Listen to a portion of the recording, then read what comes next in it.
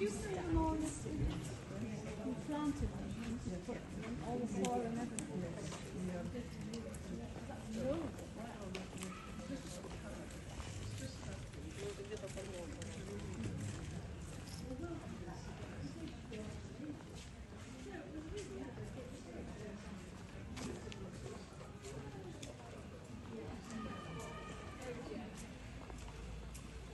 We are.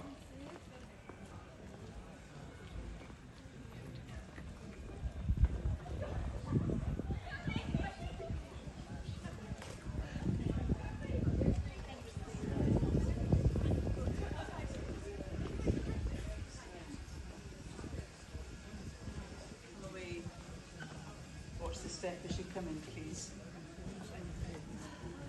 Just watch the step as you come in.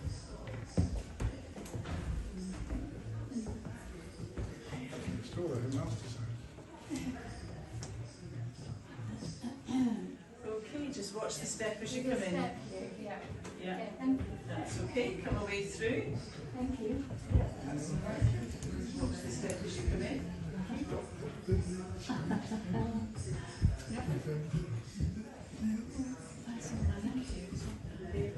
Are you the rear guard?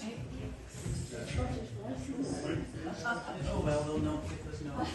Right, good afternoon and welcome to Great College Street, which is, as you know, is where Jane and Cassandra spent the last 8 weeks of Jane's life. My name's Susan, and just a few health and safety notes before we start, as always. Mind your heads on the doors. It's an old building, they're low, as I know. And my colleague Tony also knows. Careful as you go up and down the stairs. They're quite steep, so just be very careful. There is a handrail, just please be careful as you go up and down them. So what is there here? So downstairs is the history of the house. On all the walls. What we do know is that Jane would have come in, that this would have been the front door. The dark wooden line here is where a wall would have been. And these aren't the original stairs. The original stairs would have started here and gone up through the ceiling there. And when you go upstairs, you'll see the exposed bits of the stairway that they found during the restoration. I don't know how wide it would have been. You can see from the stairs, but I don't know quite how wide it would have been. All we've got is the exposed bit of part of what it would have been. So the downstairs, they didn't live downstairs, they lived upstairs. Please take as much time as you want. You came in on a timed ticket. There is not a timed exit, but if you're still here at 7:15, we might. But do take time and enjoy the house. Photographs are absolutely allowed, so please do that. There's a statutory gift shop. I had to say that. I said it. A beautiful garden. But what we would encourage you to do is start off by watching the video. The video's on a loop, but it sets the context for the house and Jane's life. And no, it's downstairs, it's just through the corner, and there's seats there. So please do take time to listen to that, because it does really set the context for the whole thing. But just go and enjoy and take your time and just enjoy the house. You're welcome, you're welcome. Sorry, excuse me. This stairs here, where was it? I don't, there might be, I mean, the stairs were there, so there would be doors, but I genuinely don't know. No, I don't know, unless there's a map upstairs, because we only know what we've got that was written, because so much of the structure has changed since then. So whether or not the access was out there, I don't want to make it up. But yes, definitely able to get out of the garden, so that would have been, I don't know. But you know, you don't know, there might have been a door there. It could have been. Absolutely, yeah. All right, okay. It'd be lovely if that, what's his name, David, who's...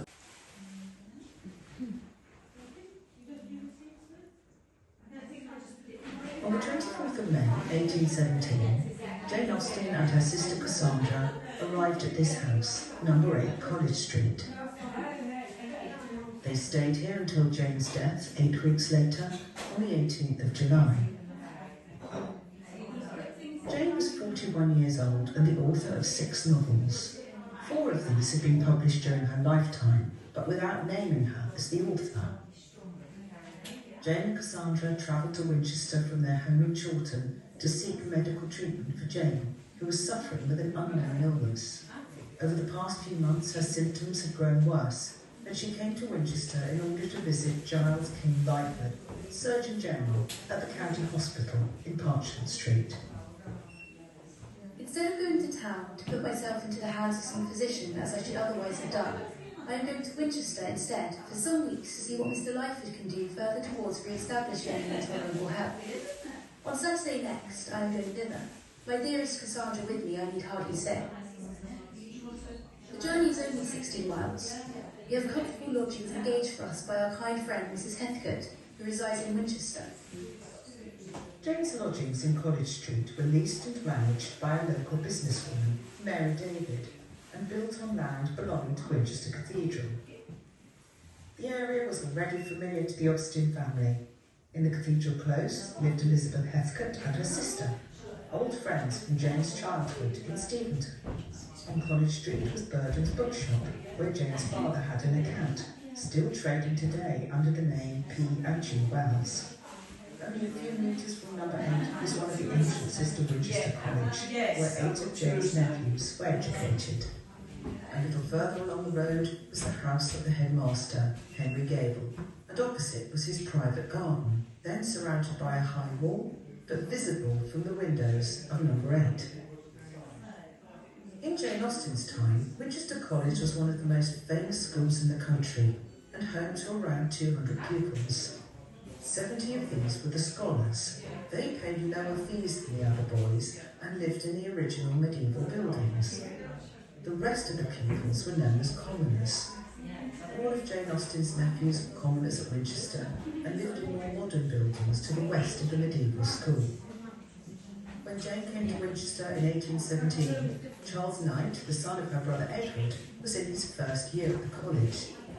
His cousin, James Edward Austen, had left only a few months earlier. It was James Edward who received the first of 2 surviving letters written by Jane from College Street. I know no better way, my dearest Edward, of thanking you for your most affectionate concern for me during my illness than by telling you as soon as possible that I continue to get better. Our lodgings are very comfortable.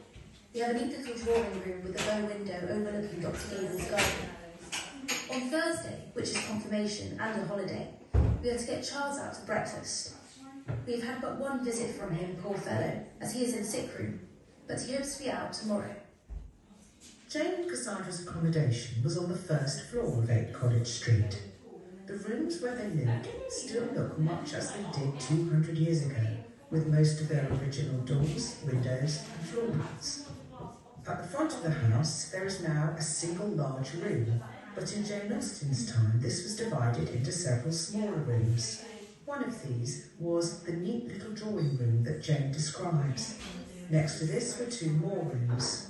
A difference in the colour of the walls indicates the original division between them. There was a further small room at the rear. The stairs to the first floor were moved in the middle of the 19th century. They originally came up behind the drawing room. From the stairs, a narrow corridor and lobby gave access to the rooms rented by Jane and Cassandra. The rear part of the first floor was almost certainly a separate set of lodgings. Jane's last known letter gives an idea of how she spent her time in College Street. My attendant is encouraging and talks of making me quite well. I live chiefly on the sofa, but am allowed to walk from one room to the other. I have been out once in a sedan chair and am to repeat it and be promoted to a wheelchair as the weather serves. Despite the cheerful tone of her letters and the best efforts of her doctor, Jane's health grew worse. She continued to write for as long as she was able to, and on the 15th of July, 3 days before her death, she dictated to Cassandra her last literary work, 24 lines of verse on the annual Winchester races. When Winchester races first took their beginning, it is said the good people forgot their old saint, not applying at all for the leave of St. Swithin, and that William of Wykeham's approval was faint. These races and revels and dissolute measures, with which you're debasing a neighbouring plain, let them stand, you shall meet with your curse in your pleasures. Set off for your course, I'll pursue with my rein. Only a few hours after completing the poem, Jane's condition rapidly declined. On the 17th of July, she suffered a seizure and fell unconscious.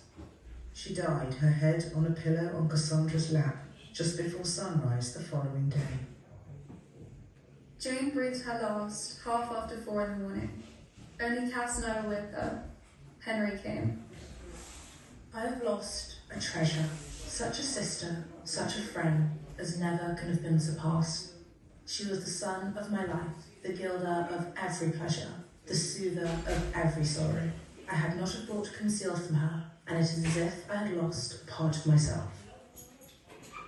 6 days after her death, Jane was buried in Winchester Cathedral. 4 mourners accompanied her on her final journey from College Street. 3 of her brothers, Edward, Henry and Francis, and her nephew, James Edward. As was usual in this period, no women attended, and Cassandra's view of events was from 8 College Street. I watched the little mournful procession the length of the street, and when it turned from my sight and I had lost her forever, even then I was not overpowered, nor so much agitated as I am now in writing of it. Never was a human being more sincerely mourned by those who attended her remains than was this dear creature. Having reached the end of College Street, the procession turned right through the arch of Kingsgate and then into the cathedral close. Jane was buried in the north aisle of the cathedral in a short ceremony. Her grave was marked with a black ledger stone, the inscription composed by her brother Henry.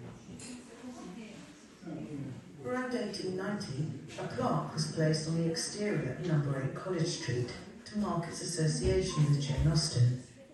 Since then, the house has been a place of pilgrimage for her admirers, but now, in 2025, visitors can see for the first time the rooms where she spent her last days.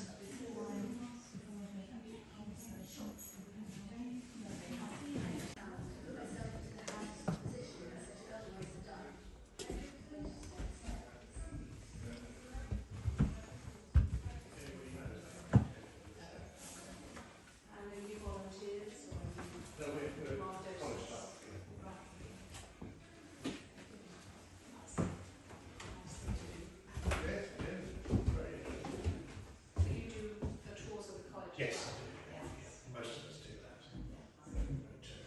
And they just carry on all year, do they? Yes, twice a day, every day. Oh, do they? I must do that. I mean, I've lived in Winchester since 1981, so that time I did. They're fascinating too. Mostly the medieval part of the college, that's what the focus is on. But we do go And how would I go out? I go on. You can book online or you can just turn up, pay on the day. 2:15 to 3:30. Right. That's fair. Every day. Every day. Even Christmas Day. well, no. Let your New Year's Day. Well, yes. But you can book online as well. Through the English Same as you would have thought. So 2:15 to 3:30. Excellent. Just an hour and 5 minutes. Very good.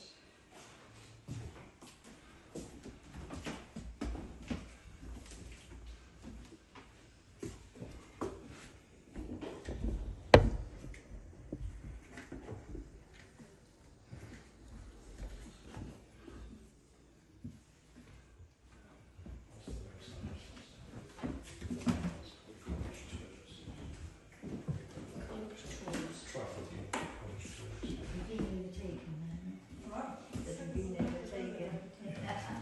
No, that's okay. I've put Winchester College tours 2:15 and 3:30 Yeah. daily, There except Christmas.